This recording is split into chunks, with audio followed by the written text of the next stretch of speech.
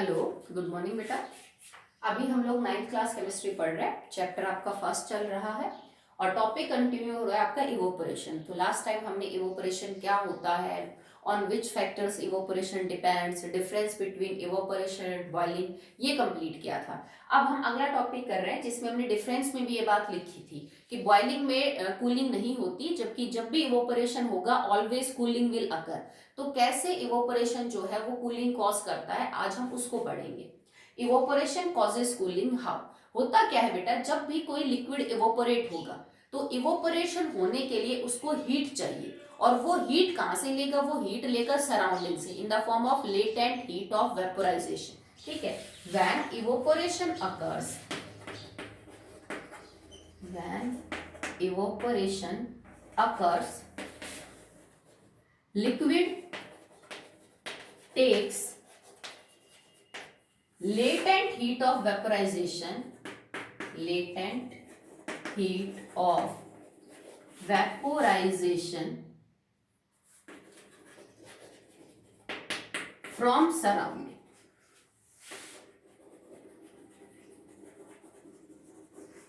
ठीक है, पहले आप इस बात को समझिए कि जब भी कोई लिक्विड इवोपरेट होता है, वो इवोपरेट होने के लिए जो उसको एनर्जी चाहिए इन द फॉर्म ऑफ हीट, ठीक है, तब जाके वो कन्वर्ट होगा वेपर्स में। वो एनर्जी लेटेंट हीट ऑफ जो वेपोराइजेशन है, ठीक है, आप जानते हो ना लेटेंट हीट ऑफ वेपोराइजेशन क्या होता है। It is the amount of energy required 1 kilo liquid के लिए उसके वेपर्स में कन्वर्ट होने के लिए। ठीक है, तो ये जो हीट है वो कहां से लेगा, भाई वेपर बनेंगे तो उसके लिए तो लेटेंट हीट ऑफ वेपोराइजेशन चाहिए, तभी तो वेपर बनेंगे। तो लेगा कहां से, क्योंकि आप तो लिक्विड को गर्म कर नहीं रहे हो। ठीक है, अगर मैं गर्म करती तो वो तो बॉइलिंग हो जाती, मैडम आपने तो गैस ऑन कर रखी है, वहां से उसको गर्मी मिल रही है। हमने सिर्फ कटोरी में पानी भर के बाहर रखा, ठीक है, धूप में रखा या छाए में भी रख दिया, इवोपरेशन तो होगा। सर्दी का मौसम है, गर्मी का मौसम है, इवोपरेशन तो होता है कम या ज्यादा। तो जब आप लिक्विड को गर्म नहीं कर रहे तो उसके बाद भी लिक्विड से वेपर में कन्वर्ट होने के लिए जो लेटेंट हीट ऑफ वेपोराइजेशन है वो उस लिक्विड को कहां से मिल रही है, तो वो उस गर्मी को बेटा सराउंडिंग से लेता है। ठीक है, अब आप इस चीज को समझने की कोशिश करिए कि आपने कटोरी में कोई लिक्विड रखा, ये उसके पार्टिकल है, ठीक है, आसपास जो हवा है, जो एनवायरमेंट है, मान लीजिए टेम्परेचर फिलहाल 30 डिग्री सेल्सियस, और ये पानी इवोपरेट होगा। तो पानी इवोपरेट होगा तो ये पानी क्या करेगा, या लिक्विड जो भी है ये बाहर से गर्मी लेगा इन the form of latent heat of vaporisation. ठीक है, अगर ये बाहर से गर्मी लेके इवोपरेट हो रहा है तो बाहर का टेम्परेचर पहले के मुकाबले कम होगा। ठीक है भाई, मान लो चाहे ये टेम्परेचर अब 29.5 डिग्री सेल्सियस हो जाए, क्योंकि अगर कोई लिक्विड इवोपरेट हो रहा है तो it takes the heat from the surrounding in the form of latent heat of vaporisation, और अगर ये आसपास से गर्मी ले रहा है तो इसका मतलब इनका जो टेम्परेचर है सराउंडिंग का वो कम होगा। इसने इसको लेटेंट हीट ऑफ वेपोराइजेशन दी तो इसका टेम्परेचर 30 से और 29.5 डिग्री हो गया। तो तुम यही कहोगे ना मैडम पहले के मुकाबले ये क्या हो गया, ठंडा। बस हम भी यही बात कह रहे हैं। ठीक है, हम ये थोड़ी ना कह रहे हैं कि 30 डिग्री से वो -0 डिग्री सेल्सियस हो जाएगा कि तुम बाहर, मैडम मैंने तो 1 बाल्टी पानी रख दिया आप तो बर्फ गिरेगी, कि बहुत इतना ठंडा नहीं होगा। पर हाँ, अगर तुम्हारा टेम्परेचर 0.1 डिग्री भी कम होता है, 1 डिग्री कम होता है, 2 डिग्री कम होता है, तो आप यही कहोगे ना मैडम पहले से ठंडा हो गया, ये तो नहीं बोलेंगे। क्योंकि देखो इसमें फर्क है बेटा, 30 डिग्री में और 29 डिग्री दोनों ही टेम्परेचर गर्म है, ठंडे तो नहीं है। तो इसका ये मतलब नहीं कि ठंडे का मतलब मैडम 0 डिग्री से नीचे नहीं, 30 के मुकाबले तो 29 भी ठंडा ही है, 29 के मुकाबले तो 25 भी क्या है, ठंडा ही है। तो हम उस बारे में बात कर रहे हैं कि जब कोई लिक्विड इवोपरेट होगा it takes the latent of heat of vaporisation from surrounding, और जब वो सराउंडिंग से हीट लेगा तो सराउंडिंग का जो टेम्परेचर है वो थोड़ा कम होगा। बस उसी को हम कह रहे हैं कि आपको उससे कूलिंग महसूस होगी, आसपास क्या लगेगा, आपको ठंडा लगेगा। ठीक है, अब डे टू डे लाइफ के अंदर बहुत सारी ऐसी चीजें हैं जो इसी चीज के ऊपर काम करती है, जिनके बारे में आपको पता नहीं है। कौन कौन सी, चलिए देखते हैं। Number 1, pouring water on ground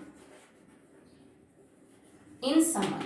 हम अक्सर ऐसा करते हैं, जैसे आपको बाहर सोना हो, गर्मी हो, तो आसपास अगर कहीं रेत होता है तो हम उस रेत के ऊपर पानी छिड़क देते हैं, ये समझ रहे कि थोड़ी देर बाद ठंडी हवा आएगी, भाई जो हवा लग रही है वो ठंडी लगेगी, आसपास का जो थोड़ा टेम्परेचर है वो कम हो जाएगा अगर आप आसपास पानी छिड़क रहे हो। तो उसका रीजन क्या है, तुमने रेत के ऊपर, रेत गर्म है क्योंकि बाहर गर्मी है, समर की बात कर रहे हैं, तुमने उसके ऊपर पानी छिड़का, उस रेत की गर्मी से वो पानी लेटेंट हीट ऑफ वेपराइजेशन लेगा और पानी किस में कन्वर्ट हो जाएगा, वेपर में, क्योंकि कुछ देर बाद उस पानी को तो सूख ही जाना है, आपको तो पता है, उसके तो वेपर बन ही जाने हैं। पर जो तुमने रेत के ऊपर पानी छिड़का वो लेटेंट हीट ऑफ वेपराइजेशन रेत से ही तो लेगा और वेपर बन जाएंगे। अब अगर रेत में से गर्मी ले रहा है पानी, तो इसका मतलब रेत का टेम्परेचर पहले के मुकाबले क्या हुआ, कम हुआ, तो आपको क्या महसूस होगा, ठंडा। पहले के मुकाबले अगर 2 डिग्री भी टेम्परेचर कम हो गया तो तुम्हें पहले के कंपैरिजन में क्या फील होगा, ठंडा ही फील होगा। ठीक है, तो ये चीज भी हम घर में जो यूज करते हैं, कई बार छत पे सोते हैं तो छत पे पानी डाल देते हैं सोने से पहले, उसका भी सेम रीजन है कि पूरे दिन भाई गर्मी से छत जो है वो गर्म हो रही है, तुमने उसके ऊपर पानी डाला तो छत की गर्मी को लेके पानी का इवोपरेशन हो जाता है और इस नाते छत पहले के मुकाबले थोड़ी सी क्या हो जाती है, ठंडी हो जाती है। ठीक, सेकेंड है इसका powering acetone on palm, acetone या फिर ईथर और ईथर ऑन योर पाम।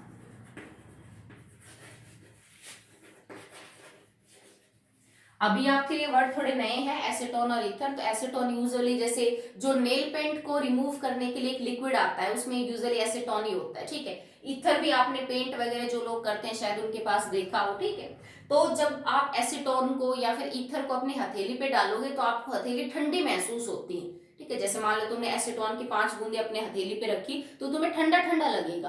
क्यों लगेगा, क्योंकि एसीटोन जो है वो बहुत ही मतलब ऐसा लिक्विड होता है जो जल्दी इवोपरेट हो जाता है। तो जैसे तुमने उसको हथेली पे रखा, वो हथेली की गर्मी लेगा लेटेंट और हीट ऑफ वेपराइजेशन के तौर पे, और एसीटोन के वेपर बनने स्टार्ट हो जाएंगे।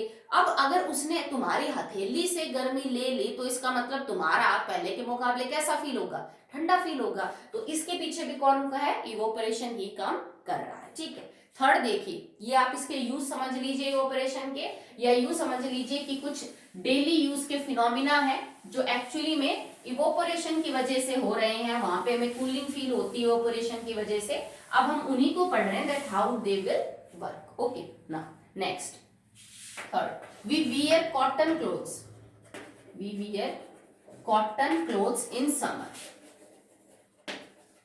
ये तो आप सब जानते हो कि गर्मी के मौसम में हम जो सिंथेटिक कपड़े हैं, पॉलिएस्टर, नाइलॉन, टेरिलीन, टेरिकोट, ये सब कपड़े नहीं पहनते, हम अवॉइड करते हैं, हम जनरली सूती कपड़े पहनते हैं। तो उसके पीछे रीजन क्या है, तो सूती कपड़ा जो है बेटा वो एक तो पसीने का बहुत अच्छा एब्जॉर्बर है, पानी का बहुत अच्छा एब्जॉर्बर होता है। आपने घर में कई टाइप के कपड़े देखे होंगे, सूती कपड़ा बहुत अच्छा जो पानी है वो सोख सकता है। तो होता क्या है, गर्मी का मौसम है, आपको पसीने आ रहे हैं और आपने कॉटन के कपड़े पहन रखे हैं, और कॉटन जैसे आपको पसीने आए, कॉटन ने वो पसीना क्या कर लिया, एब्जॉर्ब कर लिया। ठीक है, अब जहां पे भी आपको पसीना आ रहा है आपकी बॉडी, वहां पे जो कपड़ा है वो गीला हो गया, कॉटन का जो पसीने से गीला हो गया, आप आस पास हैं वहां पे गर्मी है, तो वो जो पसीना है, जो कॉटन गीला हुआ कपड़ा, वो अब इवोपरेट होगा, उसमें से जो पसीना है वो इवोपरेट होगा, बाहर की गर्मी को लेगा, और बाहर की गर्मी को जब लेगा तो यू विल फील कूलिंग। तो गर्मियों में इसलिए पहनते हैं हम सूती कपड़े, क्योंकि सूती कपड़े पसीना अच्छा एब्जॉर्ब करते हैं, और अच्छा एब्जॉर्ब करेंगे तो वो इवोपरेट कर पाएंगे, इवोपरेट करेंगे तो आपको कूलिंग फील होगी। अगर आपने कोई सिंथेटिक कपड़ा पहना, मान लीजिए पॉलिएस्टर कुछ पहना है आपने, तो वो पसीने को अच्छे से एब्जॉर्ब भी नहीं कर पाएगा, तो बाहर वो एटमॉस्फेयर के कांटेक्ट में पसीना आने ही नहीं देगा।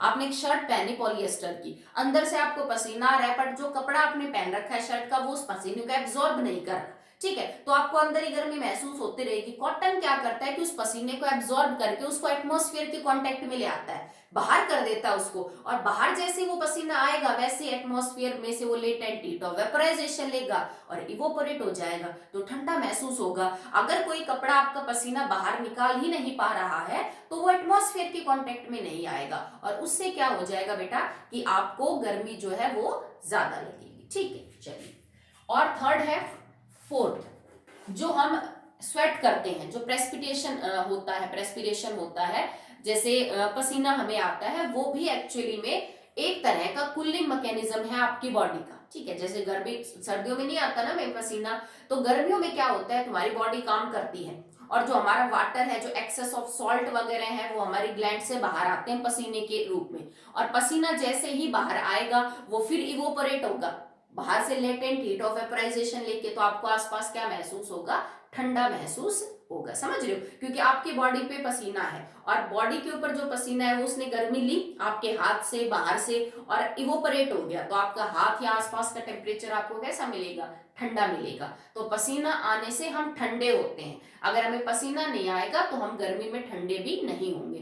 तो स्वेट जो है, प्रेस्पिरेशन जो है, दैट्स विल कॉल कूलिंग। इससे हमें जो है वो ठंडा महसूस होता है। नेक्स्ट देखिए बेटा, इसमें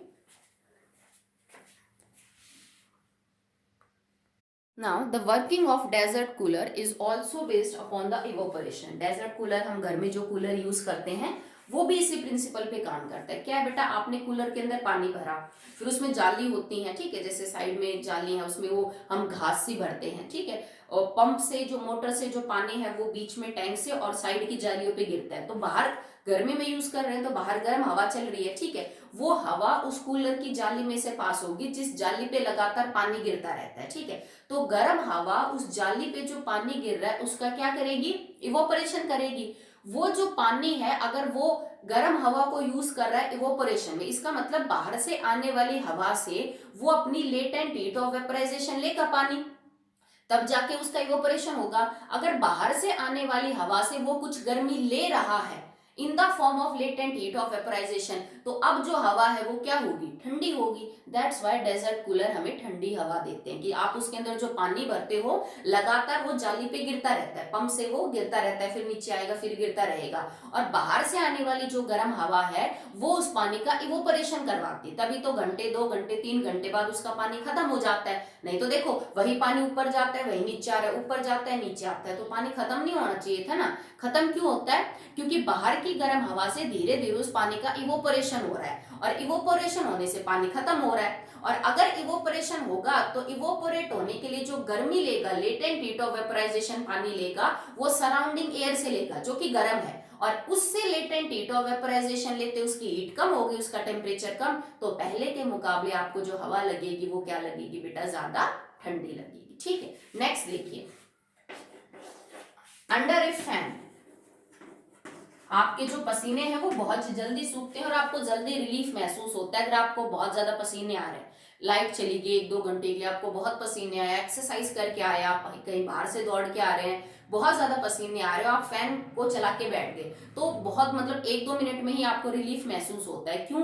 क्योंकि जब तुम फैन चलाते हो तो जो पसीने का इवोपरेशन है उसका रेट बहुत ज्यादा हो जाता है, बिकॉज विंड की स्पीड से इवोपरेशन डायरेक्टली रिलेट करता है। तो नॉर्मली भी पसीने का तो इवोपरेशन होगा ही, उससे आपको तो ठंडक तो लगेगी ही, कॉजेस कूलिंग। बट अगर आप फैन चला देते हो तो इवोपरेशन का रेट बहुत ज्यादा हाई हो जाता है, और उससे आपके जो पसीने हैं वो बहुत जल्दी सूखते हैं, तो इवोपरेशन बड़ी जल्दी होता है, तो आपको ठंडक भी ज्यादा जल्दी महसूस होती है, ठीक है। नेक्स्ट है water in an earthen pot. Water in an earthen pot, मटके में जो मिट्टी का घड़ा होता है उसमें पानी ज्यादा ठंडा रहता है, बजाय कि आप स्टील के बर्तन में किसी, या फिर और किसी मेटल के कंटेनर, प्लास्टिक की बोतल में रखो। फ्रिज की बात नहीं कर रहे, नॉर्मल कंडीशन में अगर आप मटके में पानी रखोगे तो ज्यादा ठंडा होगा। हम लोग तो गांव के हैं तो आप इस बात को आराम से रिलेट कर सकते हो, ठीक है। जबकि प्लास्टिक, स्टील, मेटल के किसी कंटेनर में वही पानी गर्म रहेगा। क्यों रहेगा? क्योंकि बेटा जो मिट्टी का घड़ा होता है उसमें बहुत छोटे छोटे छेद होते हैं। कभी आपने कोई टूटा हुआ घड़ा देखा हो तो एक बार उसको देखना, उसमें बहुत बारीक बारीक बारीक बारीक छोटे छोटे छेद होते हैं, और उन छेद में से लगातार थोड़ा थोड़ा पानी इवोपरेट होता रहता है, क्योंकि वो स्टील या कोई ऐसा मेटल तो है नहीं जिसमें से पानी रिस नहीं सकता, ठीक है। तुम और कुछ नहीं तो घड़ा जैसे थोड़ी देर पानी का भर के देख लो तो आसपास भी वो गीला गीला लगता है। जैसे तुमने पानी अंदर डाला, अगर स्टील के ग्लास में पानी अंदर डालोगे तो बाहर से गीला थोड़ी ना फील होगा, पर मटके में अगर तुम पानी डालोगे तो बाहर से भी थोड़ा गीला गीला हो जाता है ना, मतलब उसमें से पानी रिसता है थोड़ा थोड़ा, ठीक है, बहुत थोड़ा इवोपरेशन होता है। तो जब अर्थन पॉट में आप पानी डालोगे उसमें से पानी का इवोपरेशन होगा पोर्स के थ्रू। अगर पानी का इवोपरेशन हो रहा है इसका मतलब वो लेटेंट हीट ऑफ वेपराइजेशन ले रहा है, और अगर वो लेटेंट हीट ऑफ वेपराइजेशन ले रहा है इसका मतलब वो सराउंडिंग को पहले के मुकाबले क्या कर रहा है? ज्यादा ठंडा कर रहा है, ठीक। 8th, टी इन ए कप और जैसे यूजुअली जो हम घर में टी पीते हैं, चाय पीते हैं, वो हम किसके अंदर लेते हैं बेटा, इन एक कप, जनरली हम कप में लेते हैं। मान लीजिए आपने चाय एक बाउल के अंदर रखी या आप सॉसर यूज कर रहे हैं, और एक सॉसर, सॉसर क्या होता है, कई बार देखा होगा ना, अपने कप के नीचे एक छोटी सी प्लेट होती है, दैट इज सॉसर। तो एक तो आप चाय को कप से पियो, ठीक है,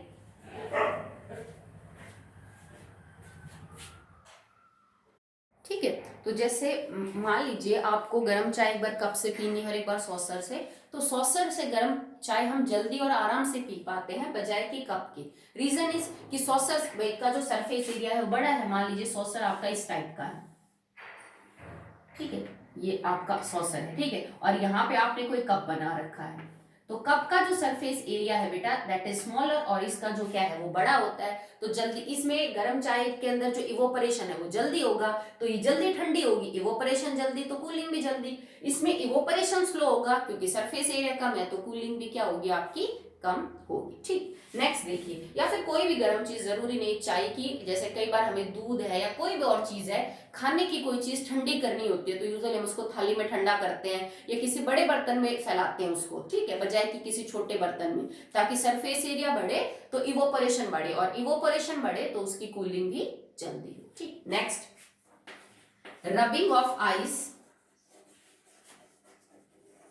rubbing of ice on burn skin. कई बार होता है जैसे हमने किसी गर्म चीज को हाथ लगा दिया या वैसे हमारा हाथ जल गया, तो हम उसके ऊपर थोड़ी सी बर्फ लगा ले, बहुत ज्यादा घाव की बात नहीं कर रहे बेटा, जैसे कई बार किसी गर्म चीज को जस्ट टच किया आपने और एकदम से झटके से हाथ पीछे हो गया, तो वो निशान लग जाता है, वो रेड रेड हो जाता है, जलन होती है, उसके बारे में बात कर रहे हैं। ये नहीं कि बहुत गहरा घाव हो गया फिर आप उस पर लगा रहे हो। तो जब हमें कहीं जलन होती है, रैश आ जाता है रेड कलर का, तो हम उसके ऊपर आइस रब करते हैं, तो हमें थोड़ा रिलीफ महसूस होता है। या कई बार क्या बोलते हैं, जैसे घर में यूजुअली कह देते हैं कि आप इसके ऊपर थोड़ा सा टूथपेस्ट लगा लो, तो उसका रीजन क्या होता है कि वो चीजें ठंडी हैं। जब आप किसी भी, पर I don't advise you to rub toothpaste on that skin, ठीक है, जस्ट बताया है मैंने एग्जांपल। जैसे आप, अगर आपकी स्किन जल जाती है, आप उसके ऊपर आइस लगा रहे हो, तो आइस जो है जैसे ही उस घाव जो कि आपका जल रहा है उसके ऊपर आप रखोगे, आइस स्टार्ट मेल्टिंग, और उस टाइम जो वो बर्फ है वो पिघलेगी, वो लेटेंट हीट ऑफ जो वेपराइजेशन यूज करेगी एक्चुअली में, ठीक है, वो कहां से भाई, मेल्ट होगी, वेपर भी बनेंगे, पहले तो वो यूज करेगी लेटेंट हीट ऑफ फ्यूजन, ठीक है, क्योंकि सॉलिड बर्फ लिक्विड में कन्वर्ट होगी, फिर वो लिक्विड किस में कन्वर्ट होगा, इनटू द वेपर्स। तो वो जो गर्मी लेगी ना, वो गर्मी तुम्हारे जो जलन है हाथ में उससे लेगी। तुम्हारा हाथ जला, उसमें जलन महसूस हो रही है आपको, आपने उसके ऊपर बर्फ रखी, बर्फ पिघली, उसके बाद उसके वेपर बन गए, तो इस प्रोसेस के दौरान जो एनर्जी यूज होगी, latent heat of fusion, vaporisation, वो तुम्हारे हाथ से लेगा वो, ठीक है, और इस वजह तुम्हारी जो जलन हो रही थी घाव में वो थोड़ी कम हो जाएगी। तो जो आपको ठंडा फील होता है ना बर्फ लगाने पे किसी भी घाव के ऊपर, वो इसीलिए होता है क्योंकि वो आपके हाथ से गर्मी लेता है, ice to convert into water and then into the vapour. Okay, next देखिए, water droplets are seen on a glass tumbler. अगर आपने उसको बहुत ही ठंडा पानी उसमें ले रखा है, ठीक है, जैसे मान लीजिए कि आपने एक ग्लास लिया स्टील का और उसके अंदर आपने बर्फ ले रखी है, या फिर मान लीजिए पानी बड़ा ठंडा ले रखा है, 0 डिग्री, -1 डिग्री, 2 डिग्री टेम्परेचर के ऊपर आपने, या फिर बर्फ ही डाल रखी है, तो कुछ टाइम बाद आप क्या नोटिस करते हो कि उस ग्लास के चारों तरफ आपको पानी के ड्रॉपलेट्स नजर आते हैं, जबकि स्टील के अंदर से पेनिट्रेट तो नहीं हो पाएगा पानी बाहर, अर्थन पॉट थोड़ी ना है कि चलो थोड़ा बहुत इवोपरेट होके बाहर आ गया। कई बार ऐसा देखने को मिलेगा अक्सर कि आप बाहर भी ड्रॉपलेट्स जो है उसको ऑब्जर्व करते हैं, जबकि आपने लिक्विड या जो पानी ले रखा है वो तो अंदर की तरफ लिया है जो कि बहुत ठंडा है। उसका रीजन क्या है, तो ये अंदर वाला पानी नहीं है बेटा जो बाहर आया है, ये होता क्या है कि भाई एटमॉस्फेयर के अंदर भी बहुत सारे वाटर वेपर घूमते रहते हैं, थोड़े या ज्यादा वाटर वेपर तो रहते ही हैं, air is a mixture of different gases जिसपे वाटर वेपर भी प्रेजेंट होते हैं। तो जो बाहर की आसपास की हवा है जब वो इस ग्लास कंटेनर को टच करेगी, तो क्योंकि ये तो बहुत ठंडा है, इसके अंदर तो हमने बर्फ या बहुत ठंडा पानी ले रखा है, इतनी ठंडक लेते ही जो वाटर वेपर है ये कंडेंस हो जाएंगे टू फॉर्म लिक्विड। समझ रहे हो भाई, अगर मैं किसी लिक्विड को टेम्परेचर देती हूँ तो वो गर्म होके वेपर बन जाते हैं, अगर किसी वेपर को आपने ठंडा टेम्परेचर दे दिया 0 degree, -2 degree, 3 degree temperature, -3 degree, तो वो ठंडा ही होगा, कंडेंस ही होगा, और ये बाहर के जो वेपर होंगे ये कंडेंस होके क्या चिपक जाएंगे, आपको ग्लास की तरफ ड्रॉप्स की फॉर्म में नजर आएंगे। तो ये अंदर वाला पानी नहीं है, जिसको बाहर आपने दिखाया हुआ है, बाहर का पानी वो एटमॉस्फेयर के वाटर वेपर है जो उस कंटेनर के टच में आए तो उस कंटेनर की ठंडक से खुद ठंडे हो गए, कंडेंस हो गए और फिर आपको बाहर जो है वो नजर आ रहे हैं। ठीक है, तो ये सब किसकी वजह से हो रहा है बेटा? This is all due to the evaporation. तो इवोपरेशन का जो टॉपिक है वो आपका यहाँ पे कंप्लीट होता है। हमारा जो फर्स्ट चैप्टर है वो भी यहाँ पे क्या होता है? कंप्लीट होता है।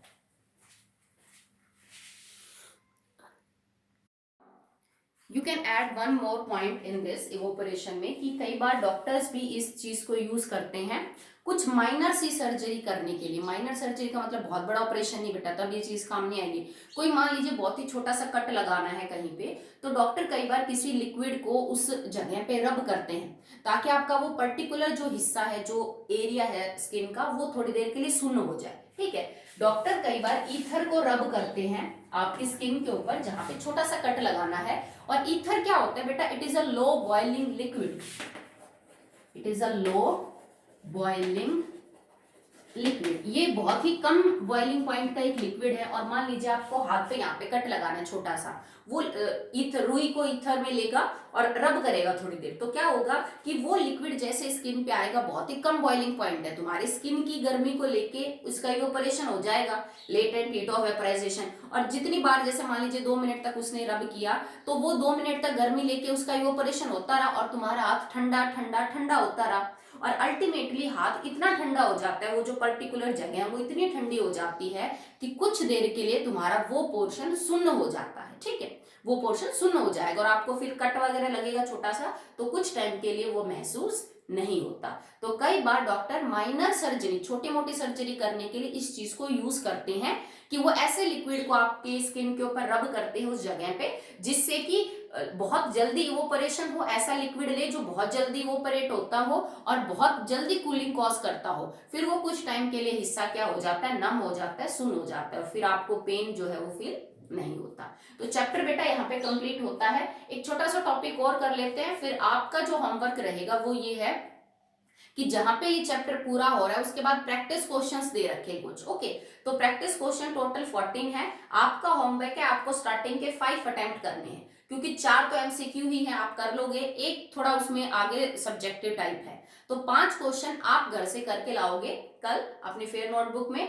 अगर नहीं आएंगे तो मैं समझा दूंगी। ठीक है, तो चलिए अभी एक छोटा सा टॉपिक कर लेते हैं। कुछ इंपॉर्टेंट क्वांटिटीज हैं जिनकी यूनिट सिंबल्स आपको पता होना चाहिए। ठीक है, जैसे फॉर एग्जांपल टेम्परेचर है, तो टेम्परेचर के लिए हम यूनिट क्या यूज करेंगे? That is kelvin and it stand for के। तो कैपिटल के से इसको दिखाएंगे। जैसे यूनिट तो बेटा बहुत होती हैं, पर कुछ यूनिट होते हैं दैट आर स्टैंडर्ड। ठीक है, जो सही होती हैं, जिसको हमेशा स्टैंडर्डाइज माना जाता है। ठीक है, तो वो यूनिट्स के बारे में बात कर रहे हैं जो आप यूज करोगे। तो टेम्परेचर के लिए हम केल्विन स्केल को यूज करते हैं और इसको लिखते किस फॉर्म में? सिंबल दैट इज के। अगर लेंथ है देन इट इज, लेंथ के लिए हम यूज करेंगे metre, it is metre. Okay, and it is denoted by small M. I hope इतना तो आप जानते होंगे। Next is for mass. Mass के लिए it is kilogram and it is represented by KG. ठीक है, next it is for volume. Volume के लिए हम लेते हैं बेटा मीटर क्यूब या क्यूबिक मीटर बोल सकते हो आप इसको, मीटर क्यूब और cubic metre, and it is M और ऊपर हम ले लेंगे 3 दैट इज क्यूब। ठीक है, वेट के लिए हम लेते हैं न्यूटन। वेट के लिए हम लेंगे that is newton and it is represented by capital N. Density,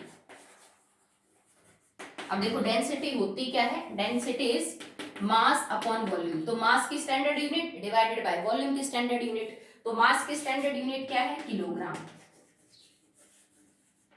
ठीक है, और बच्चा क्या? वॉल्यूम, वॉल्यूम की स्टैंडर्ड यूनिट क्या है? Metre cube. तो मीटर क्यूब, और इसका इनवर्स कर देंगे क्योंकि ये बटे में है ना, तो इसका क्या हो जाएगा? पर, या फिर आप इसको यूं बोल दो किलोग्राम पर मीटर क्यूब या किलोग्राम मीटर क्यूब इनवर्स। और इसको लिखेंगे कैसे? के जी एम क्यूब नेगेटिव। ठीक है, तो इट इज रिप्रेजेंटेड बाय के जी एम नेगेटिव 3 और 3 नेगेटिव। डेंसिटी तक हो गया। Last is pressure. तो प्रेशर जो है बेटा उसकी जो स्टैंडर्ड यूनिट है दैट इज पास्कल। ठीक है। यूनिट तो बहुत होते हैं प्रेशर के, एटमॉस्फेरिक है, बार है, बाकी टॉर है, ठीक है, but pascal is the SI unit and it is represented by the symbol PA. तो ये आगे आपको काम आएंगी। ये मैंने आपको सबकी स्टैंडर्ड यूनिट्स बताई है, ठीक है। स्टैंडर्ड यूनिट्स की जरूरत कब पड़ती है बेटा, देखो जैसे वजन है, तुम चाहो तो टन में मेजर करो, चाहे ग्राम में, चाहे मिलीग्राम में, चाहे किलोग्राम में, मीट्रिक टन में, किसी में भी, पर कोई तो एक यूनिट होनी चाहिए ना जो किसी सब्सटेंस की किसी भी क्वांटिटी को मेजर करने के लिए बेसिक हो, कि भाई स्टैंडर्ड तो ये है, बाकी आप चाहो तो किसी में भी मेजर कर सकते हो, ठीक है। ये वो स्टैंडर्ड यूनिट है कुछ फिजिकल क्वांटिटीज की, ठीक है। तो इनको कर लेना, जो आज पढ़ाया उसको फेर कर लेना। प्रैक्टिस क्वेश्चन के फर्स्ट 5 क्वेश्चंस आप अपनी नोटबुक में अटेम्प्ट कर लेना। ओके बेटा।